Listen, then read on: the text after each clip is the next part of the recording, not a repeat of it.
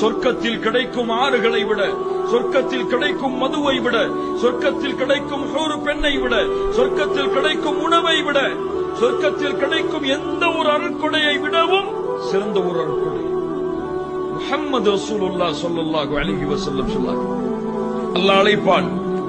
சொர்க்கவாதிகள் சொர்க்கத்திலே நுழைந்ததற்கு பிறகு அல்லாஹ் கேட்பான், உங்களுக்கு எதையாவது அதிகப்படுத்தி தர வேண்டுமா? அப்போது சொல்லுவார்கள் சொர்க்கவாதிகள், யா அல்லாஹ், எங்களுடைய முகத்தை நீ வெண்மையாக்கவில்லையா?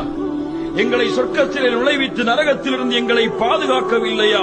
அல்லாஹ் என்ன செய்வான் தெரியுமா? தன்னுடைய திரையை அகற்றுவான். இந்த உலகத்தை படைத்த, வானத்தை படைத்த, அரசாட்சிகளை தன் கையில் வைத்திருக்கக்கூடிய, முதலும் யாருக்கு இல்லையோ, இறுதியும் யாருக்கு இல்லையோ, யாருக்கு சிறு தூக்கமும் பெருதூக்கமும் பீடிக்காதோ, யாருடைய இல்ம் இல்லாமல் இந்த பூமியில் ஒரு இலை கீழே விழ முடியாதோ, வமா தஸ்குது மின் வரகத்தின் இல்லா யஅலமுஹா, அந்த ரப்பை அந்த சொர்க்கவாதிகள் இந்த இரண்டு கண்ணால் பார்ப்பார்கள்.